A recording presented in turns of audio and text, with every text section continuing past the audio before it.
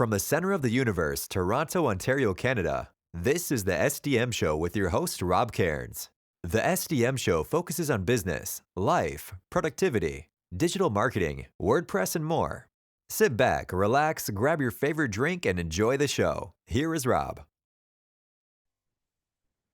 Hey everybody, Rob Cairns here. I'm the founder, CEO, and chief digital strategist at Stunning Digital Marketing. In today's show, I have my two good friends, Warren Nada and Bridget Williard, with me. And we're going to talk about their new book, The Only Social Media Marketing Book That You Need. Sit back, relax, enjoy the show. The SDM Show is brought to you by Stunning Digital Marketing, the digital marketing concierge that helps you put all your marketing pieces together. We are your marketing experts. We are also your WordPress security experts and know how to lock down a website and protect yourself from bad actors. So contact us at Stunning Digital Marketing today. Hey everybody, Rob Cairns here. And today I have my two good friends, Bridget Williard and Warren Nada. And Bridget's holding up a book. Hey Bridget, what's that book? Hi. This is Warren and Warren and I collaborated on 4 books. This is number 4, and Yeah. the only social media marketing book you need, in keeping with the naming convention of the only online marketing book you need for your small business, nonprofit, and school. And this one, I wrote social media book called Keys to Being Social. Yep. But this one is my new favorite because it's practical. Like chapter 3 tells you how to format posts.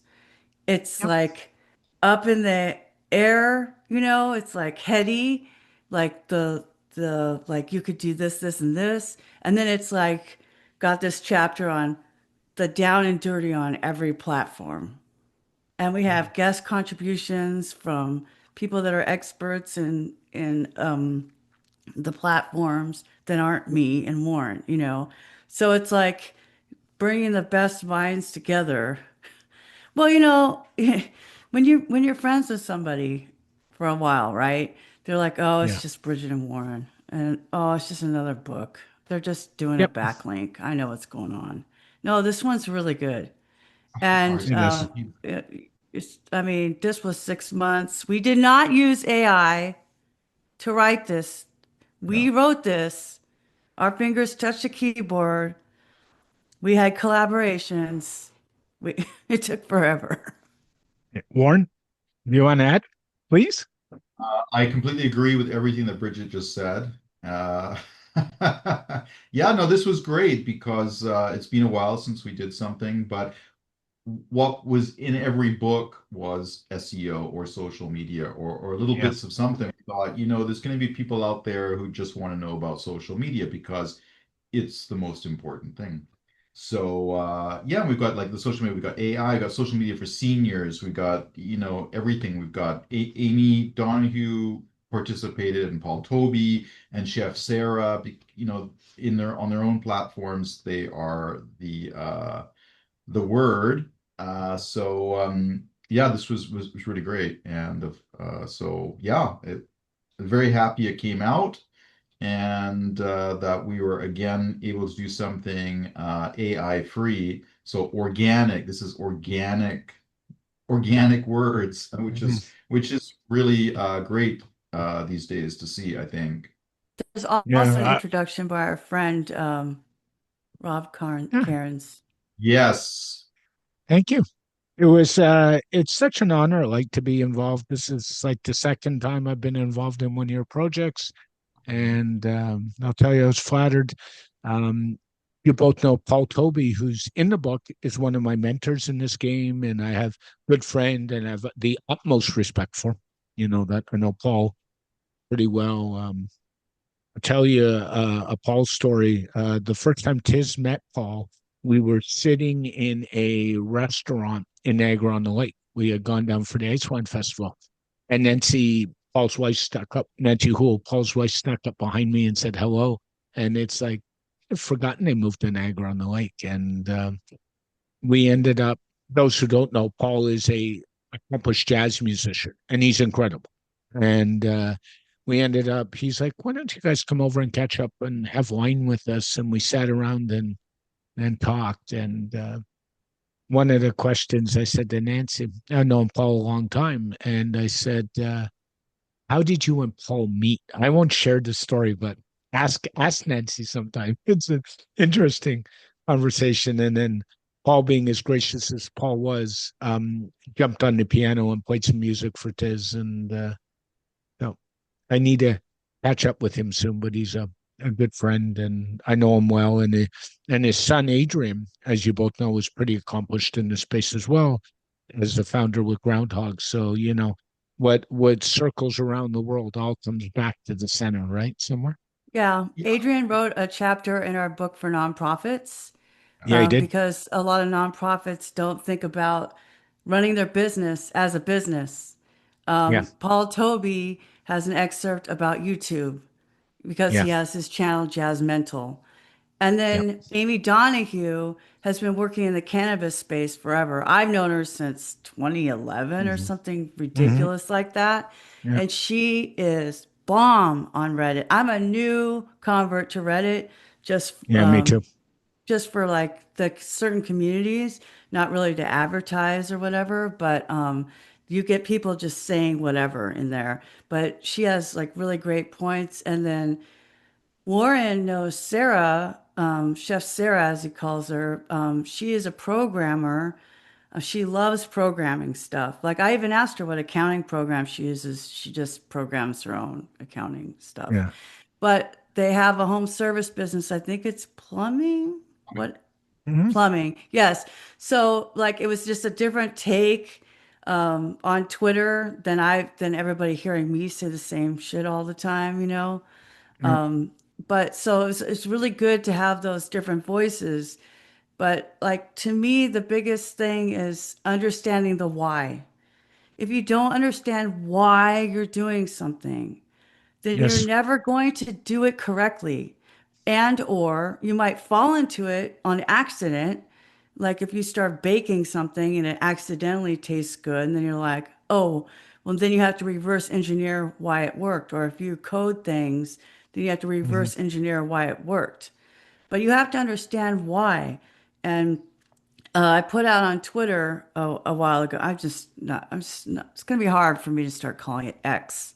But I sent out a post on Twitter X and said, if you don't know why you're building the website, like, do you know how to build a website, but do you know why you're building the website? And I got a lot of answers that had nothing to do with the actual customer and their business goals. I got answers that were related to why the person is a website builder in the first place, Yeah. right? Yeah. That's a different thing. So when you go on social media and it's so easy for small businesses to think they know what they're doing because they can just open the app and type something. But there has to be a why behind it. Yeah. Yeah. Warren. Yeah. Oh, I mean, this is where I always in my classes, I always start with this why. And Hmm. my favorite scene from The Matrix is with the Marilyn, and he says, "You Yeah. come to me without why, you come to me without power," and that's it. Like, there's no point making anything. There's no point even going on social media. There's no point getting up in the morning unless you have a reason. They have to have a why. Everything revolves around why, and Yeah. I think that's so important. Regardless of what you're building, there has to be a reason for it. Yep. You know. Yeah, I I would know agree. I did a video recently, well, 4 or 6 years ago about baking, right? Because you throw all if you don't follow the instructions, right, Rob, you're gonna throw all the Yeah. ingredients in at the same Of time. course. But there's a reason why you cream the eggs and butter. I mean the sugar and the butter. Like there's a reason why it's in a certain Yeah. order. Yeah. And if you don't like, so that's a lot of it. And I think a lot of people just and I see the whining on Twitter. Oh, I'm not getting engagement. Oh, nobody's following me. Oh, blah blah. But their why is so different. Their why is they want to be a creator. They want um, a fan base. Yeah, it's true. They don't want a community. It's true. One thing you mentioned, Bridget, was Amy. And you said Amy's in the cannabis space, which I knew. I've read the book, and she's on Reddit. And the thing about cannabis, it's an interesting thing. I was talking to somebody the other day about there's certain spectrums on social. So cannabis is one, the adult industry is two, and I'm not talking the illicit stuff. I'm talking illegal stuff, like an adult boutique store or something like that. Yes, I'm not a prude, so we can go there. Politics is a third one. That's hard too, depending on the platform.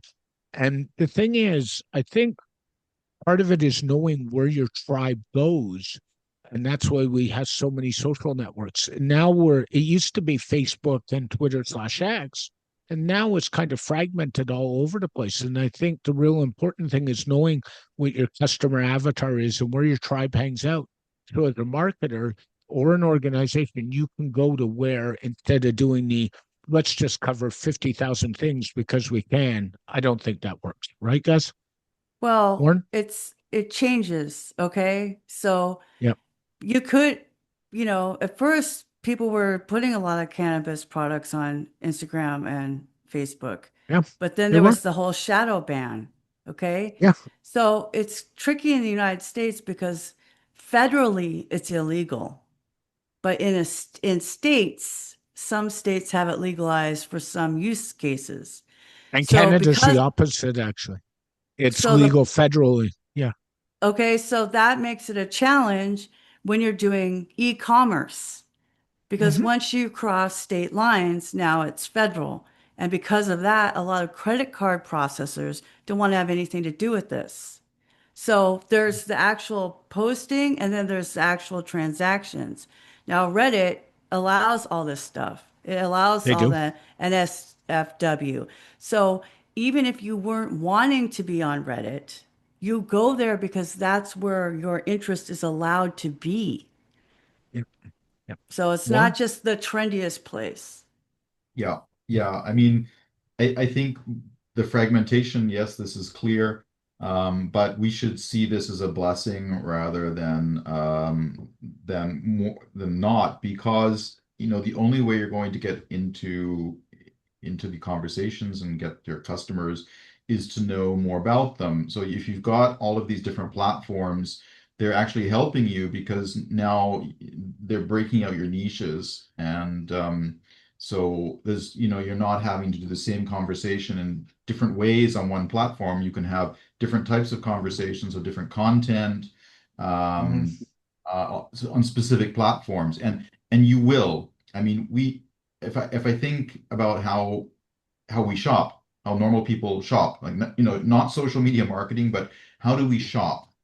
So if there is a way to get that which we want, then that will be our goal. So maybe our goal is to buy groceries, and with our resources, we'll go to our grocery store and buy groceries. But maybe our resources are isn't cash. Maybe our resource is a credit card. Maybe it's a Yeah. specific credit card.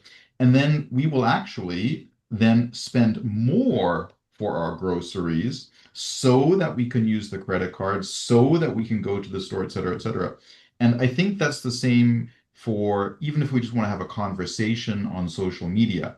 We will take the extra steps to find where our tribe is or where our niche tribe is, and then we will have that conversation or we will buy that product or we'll make the connection where that is possible. I don't think we will go, oh, I can't have this conversation on Facebook, so I won't have this conversation. That's not going to happen. So, and I think that's really useful for marketers Yeah. because you're able to target specific people so much easier now than you could. Yeah, I agree with that. One of the things I wanted to jump into was TikTok because, and I think you both knew I was going to go there. Um, yeah, you see what I, if you're listening to the audio, I'm dealing with all kinds of shenanigans in the background, but that's par for the course with these two. TikTok is an interesting platform. We know it's Chinese owned by a company called ByteDance. We know they've been under U.S. regulation issues. They've been under EU issues. They've been under Canadian government issues. It's so bad in Canada, I can tell you, you're not allowed TikTok on a government issued phone to a staff member. U.S. has many things depending on the shape of the political regime. And I do not want to turn this podcast into a political chat, but whether TikTok's in favor or not in favor. And then we have the whole privacy issue in EU where Warren is, and frankly, the EU is the most private centric area in the world, as far as I'm concerned. I don't think it's going anywhere. So I'm going to start with Warren. Warren, what do you think? Is TikTok going anywhere or not? TikTok rules. I love TikTok. The irony is, I live in a country where they use AI devices and people, actual people, Yeah. to sort your garbage. And if they find garbage that hasn't been sorted properly, you will be heavily fined and possibly publicly shamed. So that, we have Wait, what? Are you garbage. joking? Nothing I say is ever a joke. No, I kid you not. So in Germany, there is the data protection for your websites. We have websites that never had cookies until the law. Yeah. Since then, some websites still only have still now they have one cookie that they never had before. Why do they have that cookie? Because they have to have a cookie plugin. The irony. In 3 weeks, there will be an accessibility law where you Yeah. are legally required that your website is working. So all the menus have to be area friendly, et cetera, et cetera, et cetera, on top of the imprint law. And now there are some states that are introducing, yes, AI garbage truck devices that will scan your garbage. And if there's a piece of plastic in your garbage where there shouldn't be, out comes the bin again. You will be fined and probably publicly shamed. So the irony that we talk about, oh, it's so bad in China, we live this in the EU. Okay. And that's a hill I will Yeah. happily die on. Now, on the flip side of that, we can use TikTok. You guys can't. This is strange. So I love using TikTok because I will put up a video and within a few hours, I'll have 1,000 views. I can push that out and use the TikTok advertising, and for less than 5 cents, I can get another 1,000 views. So, it's just another place to be. So it allows me to try out different techniques and see what's happening, be a little crazy. So, Yeah. I don't really care who's running it, the Chinese, the Martians, it doesn't bother me. I'll try it, and if it works, great. And one day maybe it's no longer there. But at the moment, I'm really happy that we're focusing more on our garbage than we are on the Chinese, data collection. It's a crazy world. Back to Yeah. you, Rob. Yeah. Bridget, what's your thoughts? I have so many. Go ahead. First of Yeah. all, if you're in business to business, TikTok is not where you want to spend your time. Okay? Mhm. Tik I have former clients who wanted to spend so much time on TikTok, and I feel like it's a mistake if you haven't done the basics. So TikTok's going to be your dessert, Yeah. okay? If you're Agree. not regularly publishing on I don't care what everybody else is saying. You still have to publish even to be cited by an AI overview. You still have to have a healthy social media profile and all of this stuff. So if you're not doing the basics, publishing on your website, blog posts, being on the big four, Instagram, Facebook, LinkedIn, Twitter X, and and those are heavy like high domain value for the Yeah. search engines. So if you want to go dance around on TikTok and do duets and whatever, you can do that. But don't do it at the expense of your basic stack, right? Yes. Yeah. Now, Yeah. TikTok is really good for retail, and I don't do retail. And like there's a shop for TikTok. I have friends who've bought $1,000 vacuums because TikTok made me buy it. I was when they were getting bid, I was saying, "Oh my gosh, if Amazon wins, it's just going to be a shopping network." The next Yeah. day, Amazon's bid got declined, but QVC made a big announcement that they have a channel now. So I don't want to be on a social media network that's all that's like Yeah. that's I don't watch Home Shopping Network or QVC. I'm not 80, okay? Hmm. This is so bizarre to me that like people are, but so I also know 20-year-olds who listen to TikTok as if it was the radio or a podcast. I do. It's just Yeah, my on. son. It's just on. My It's son. in their ears. It's just on. They're not even paying attention to it. So, I mean, six of one, half a dozen of the other. Most of anything on TikTok ends up on a reel anyway, just like the jokes on Reddit end up on Twitter anyway. So it's about how you want to spend your time. For Yeah. me, I was in San Antonio and I sing. I'm a singer. I have a music CD when I was a super Christian. I used to write and play music, like a professional CD. You can find me on Apple Music, okay? Like real music Mhm. cost me $30,000, $18,000 to make that album. So like, okay, so I would listen to these people and do the duets. And I had so Yeah. much fun doing that. But I realized one day in San Antonio that 3 hours had gone by. Yeah. And that to me, it was just way too addictive. I lost Yeah. so much time. And it took me away from the core of what I'm doing. Now, if you want to do that for entertainment, that's fine. But when I'm talking to my clients and they're asking what trendy things they should be on, the why behind being on TikTok is to be a creator, like the Holderness family. And now that guy is being paid by ClickUp to do these song parodies. Okay. Yeah. So that creator economy is being an actor or a writer.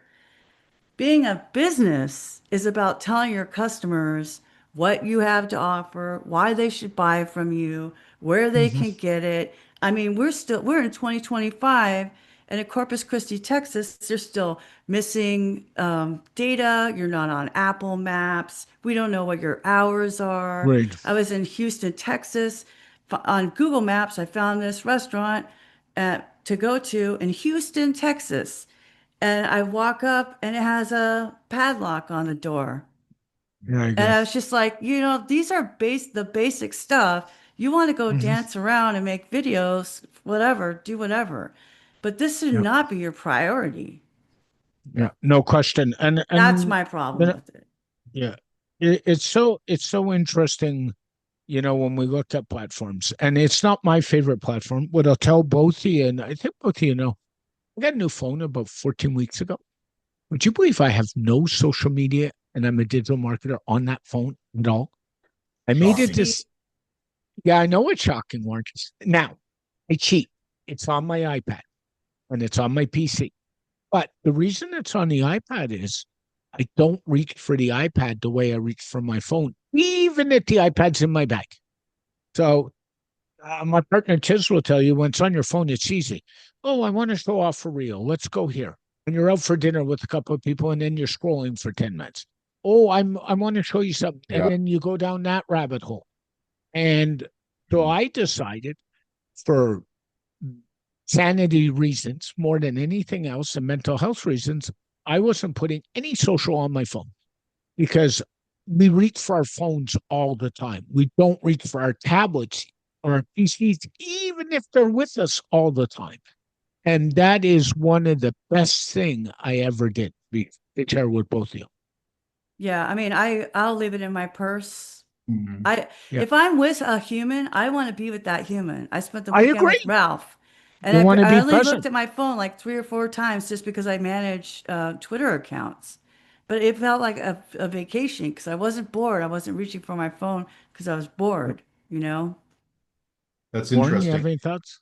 Honestly, I don't have anything on my tablet because I use my tablet for reading or something and I don't want to be distracted. And I don't have WhatsApp. I don't have social media on my workspace on my laptop for the same reason I want to use this to work. So my phone is my distraction social, but it's not Yeah. anywhere else. And everyone's always like, why don't you have WhatsApp on your computer? Why would why would I? But most people have it on their computer. Well, you could just go Yeah. web.whatsapp.com. You Yeah. know, you don't have to have the Gmail app on your phone. You just go Then I Gmail. start getting You know what I distracted mean? at work, you know? This is not good. Yeah.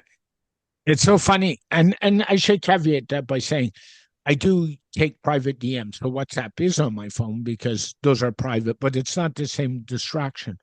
Yeah. I wanted to jump into two dirty letters in this industry, and I think you guys know what they are. AI. And you wrote a whole chapter on AI and social.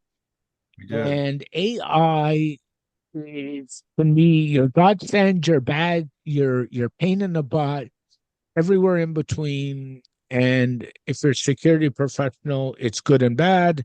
Warren, what do you think about AI and social? Oh my goodness. Oh, well, yeah, it's not going to go away. I don't Yep. think I don't have the only use case that I have or for my clients or for my students is when it comes to image content creation, video content creation, or perhaps, those things that we don't enjoy about social media, perhaps the general content planning or things like Yep. that, then using Yep. that as a tool in the same way I would other tools. But Hmm. or we're going to post using AI because social media is people and AI Yep. isn't people. And I don't think we need that yet. So I like it in the same way I like Photoshop or other tools for creating Yep. content, Yep. but I don't like it. I mean, there's enough bots there already. I don't need a bot that could very well be me, but I'm not too sure. This defeats the purpose of social media for me. Yep. Bridget? So just to add to what he's saying, you know, it's fun to watch the baby videos and the toolkits and stuff, but at the same time, nobody wants it's the ultimate catfishing. So Yeah. if you're building a relationship with somebody, you think you're talking to another human, and then you see them Yeah. in person and they don't even know who you are. You know, that's a big disconnect. Now that could happen with a social media manager, but like we talked about in the book, my old boss at Riggins Construction just saw us posting pictures about my lunch, you know, on Twitter, and I had built that up to 20,000 followers. Hmm. Well, we were following people on purpose and putting them on lists on purpose. And I'd met this real estate broker. He's a really great person, and his name is Alan. And I was like, these Tom and Alan must meet. So I asked if he wanted to have a lunch. And so I went with them. And it was so great because we sat down and we were already friends, right? I Yeah. think that's what people forget about Yeah. social media is that it really is a way to connect with you. You know, when you start sharing something more personal about yourself, links, you should definitely share links to your website and stuff like this. But once you start sharing something personal, whatever it is that you can handle, then there's something to grab onto and make a conversation, you know? And so when it's that's why the auto DMs and that like um, put cake in the comment and I'll send you my book or whatever. It's fine, but it feels so impersonal. And I then agree. that to me, that makes it not very fun because what I want is a relationship with somebody. Yep. You Boom. know, it's like that. Warren sent me a reel about this Heineken commercial where like there's all these creators and they're doing all this creation. It's very dystopian, and they're creating, but they're getting no likes and no comments and no live viewers, and they're all like, "Where is everybody?" And then Mm. down a dark alley, you see like a bar with the Heineken sign. You go Of course. inside, and Of course. everybody's being humans together, and this is this is part like paired with COVID and the fact that there is a Tinder game that teaches people how to flirt with each other. Yeah. made by AI is showing me that we don't even know how to be human. 20-year-olds are afraid to pick up a phone and make a Hmm. call. They can't call and the dentist and make an appointment. They don't know what to say. This Hmm. is like the time for us to embrace normal conversation and getting to know each other because we do business with those that we know and like and trust. And that is core humanity. It's always been that way. It will always be that way. You might get Yeah. quick hits or a lot of views from a like farm, but if you're not building that relationship, like, why am I going to the she shed? I go there because I like the products, of course, but I also like the people who run that store here locally. Yep. If they, It's so if true, I don't get Bridget. to I mean, visit with them, I'm probably not going to buy online. It was the yeah, whole it's experience, you know? yeah, it's so true. I mean, you look at the three of us, we all know each other because of social. And we've all three of us have taken this one step further. I mean, both of you are regular guests on my podcast. You have been for a while. You're both good friends. We've done some collaboration stuff together, right? We Phone share Yep. stuff all calls. the time, phone calls, Yep. conversations, and I should tell you, these conversations for us often go beyond work too, and they get pretty personal. So anybody who doesn't understand the value of that, um, doesn't. I have another friend of mine out east in Toronto, Nova Scotia, outside of Halifax, Mr. Jeff Brown, and Jeff and I know each other because of social. Same thing, and very much so. Um, you talk about a chapter in the book about seniors, and I think that's an area that we forget about. Let's be honest, we have an aging population. I have a mother who's 80. I have a partner whose parents are 79 and 86. Um, the reality is, hate to say it, we all are young and we all get older. What do you guys think about seniors and social? Bridget, do you Okay, want so first of all, seniors is a huge age range. Okay. Yeah. So you Yep. have me, who's going to be 55. I mean, I'm part of AARP as of 50 years old. I get You're the discounts baby. starting at 55, right? But that's only Yeah. 3 years away. Being able to move into senior housing is only 3 years away from me. And Yep. then my mom's 72. She's a gamer. She's a hardcore gamer. So Yeah. and then my aunt who's 82 is all over Facebook, right? Yep. And then I have another friend who's 72 and she is always on FaceTime. Her hearing aids connect to her TV. She has that Facebook thing where she Hmm. can sit there and talk to her family. And she's on Facebook all the time. She's on Instagram all the time. So you have this huge range of people, but you got to remember, like the boomers were at Woodstock, okay? They're in Yep. senior housing, spreading venereal diseases like it's 1967. They're, Yeah. they're dating, they're doing everything to Yep. and Warren teaches these classes, and we've all taught them, but it's like people think that they're stupid just because they're old. They're not stupid. They invented the internet with the Gen Xers. Yeah. Warren? Yeah. Yeah, we put in this chapter because I mean you might not think about it because most people probably are on social media. I mean most grandparents on social media, but what is seniors? Because I mean, like Bridget says, I mean, I don't know if they still have it in the States or in Canada, Freedom 55, is that still a thing? I They mean, do.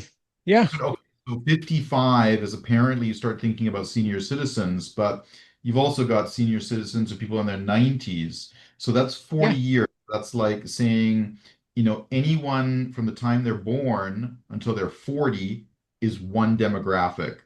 And well, we know how ridiculous that is, but if you talk seniors, that's really is. So it, what we put in the book was aimed at seniors who might not be there or caregivers or family who might just not have their family members there because I think an important part of the social media is the media competence, the digital literacy, however you want to call it, that you don't need to be alone. You know, you can meet people, you can date online, you can chat online, you can read things, you can play games. So it's part of what they call in Europe, this sort of being part of the democratic process, whatever that Mhm. means these days. But if you're not participating, then you cannot be a part of whatever's happening. And that means being online, and more that's being on social media. At least you can be informed, you have a voice, and you can connect with people. And I think that's really important. But it is, you can like niche this down. I mean, I have a very good friend who is she's a senior model, very active in campaigns on television and things like this. And she's in her late 60s. And a lot of my colleagues, I'm 62, but I Yeah. am young compared to some of my colleagues and Yeah. old compared to others. So there's still, there's colleagues that I have who are 10 years older than I am. Hmm. And so, yeah, I mean, it's still really relevant. As you say, we're aging. Even, I mean, especially here in Europe, I mean, you got what, 26% of the population is senior. Yeah. And so, yeah, it's funny to be talking about it, seniors on social media, because I think Mm. probably everybody's there.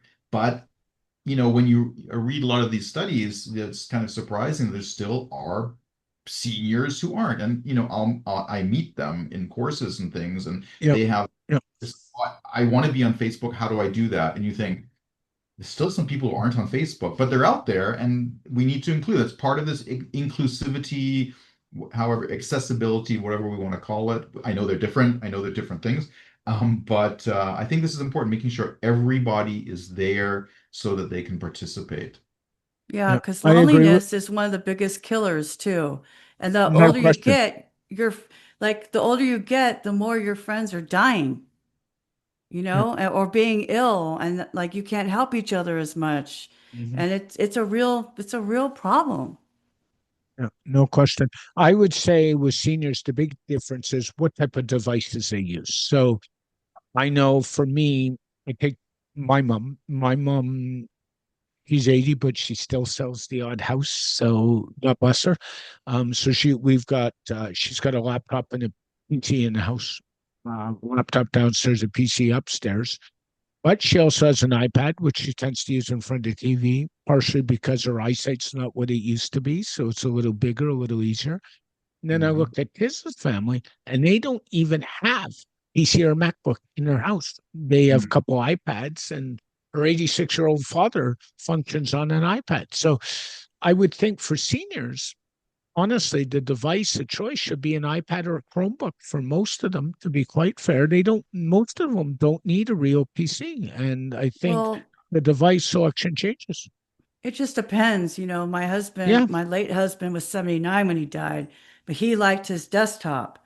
He yeah, would play solitaire and stuff like that, but he would also send emails. He was yeah, doing a lot of research because he was writing sermons. So he was typing. He was obsessed with cars. So he was reading every yeah, article on Edmunds.com. yeah. My aunt also, she has a desktop because she does ancestry research, Then that's different. Then you got a niche application. Yeah, it right? depends And what you're doing. so, Yeah. like, but they have their phones because they're on the internet too. But Hmm. my husband never had a phone like that because he was always losing them. And I was like, no way. He had a Cricket. I'm not paying for that. But he had an $800 iPad for playing solitaire, and Yeah, that's all he did. It was a really expensive deck of cards. yeah. It just depends on the Um, person if they want to yeah, sit to read or hold a device. I wouldn't want to hold that device to read. It would bother my yeah, shoulders. yeah. Mhm. One thing I want to jump into as we kind of wrap up is, and it's always a touchy topic with social automation or no automation. And I know Bridget's kind of smiling at me for those who are listening, and kind of have two views on it. I think it's okay for some things, but I still think you have to be present on social. You have to respond to stuff. You have to get involved, and you have to ask questions. What do you guys think? I'm probably also firmly in the Bridget camp. I am not a fan of automation. I don't automate anything on social media. Um, and yeah, I mean, I'm familiar with the tools. I teach the tools. We see how the tools work when it comes to automation. But for me, it's always you will do this because you have to have something going out in the next 24 hours and you will not be anywhere near electricity. So then you might do it. But having it as part of your Yeah. workflow, I'm very wary of this because yeah, it's I want to vet it. I want to make sure it's there. I want to get in a conversation with someone. It just doesn't feel social. Yep. So I think Bridget? there's a difference between scheduling and automating. Yes. So Yes. scheduling feels intentional, and also you can pause your scheduling. Like Yes.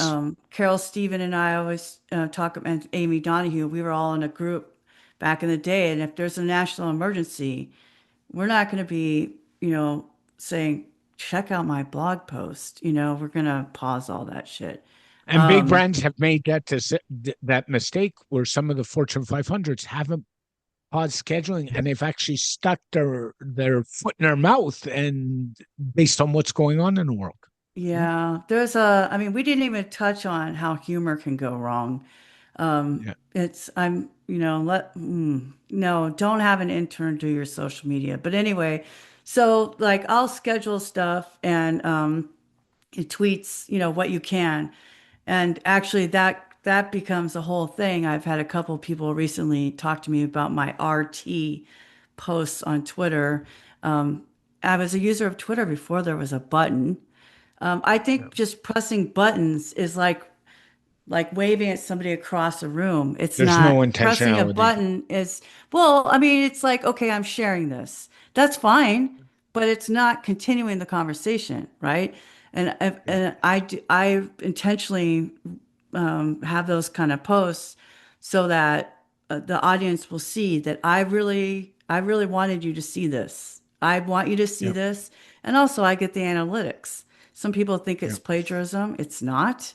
And that's a different vein. But when there is, you follow somebody and then you instantly get a DM, that's automation. Yeah. Yep. LinkedIn is the worst for that. We all know that. I mean, I don't like and that at all. No. and my standard reply, Bridget, is this is crap marketing. Go away, and I just blocked you. Yeah. It's just rude. I mean, it's rude at the best, you Yeah. know? If this is how you start a relationship, I can only imagine how this relationship is going to go. I mean, I don't know. I always tell my students if you're not going to do that, this is like the wiener and the finger thing. Yep. If you are not going to do this in your normal life when you meet people or when you interact with people, if you're not going to do it then, you don't do this on social media. It's the same people and you're still interacting. So, you know, Yeah, yeah, too much too soon. It's too much. yeah, If you were dating that person, you'd be like, creep. yeah. I agree with both of you. So what I would say is, anybody wants to learn more, go get the only social media book you need on Amazon. Bridget's holding it up. Check it out. It's not a hard read. It's very knowledgeable. Thank you, Warren.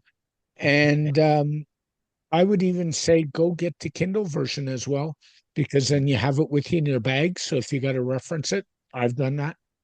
And the Share links it with your work. Yep, and share it with your friends. You can also check out both Warren and Bridget on this podcast. They're both regular contributors, which I much appreciate. It's such a pleasure.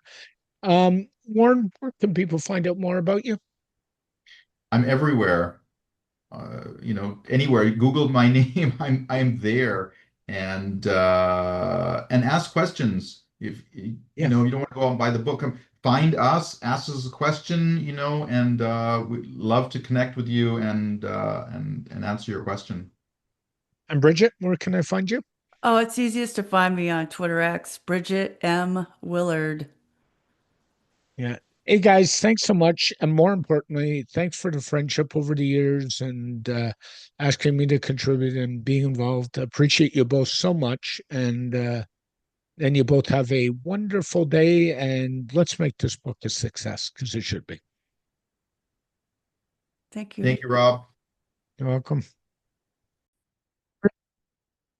This podcast has been brought to you by Stunning Digital Marketing, your digital marketing concierge to help the business owner put all his pieces together, whether it's email marketing, WordPress security, WordPress design and development, PPC, and more. Text Stunning Digital Marketing for all your digital marketing needs today. A very special thank you to Warren and Bridget for joining me on this edition of the SVM Show.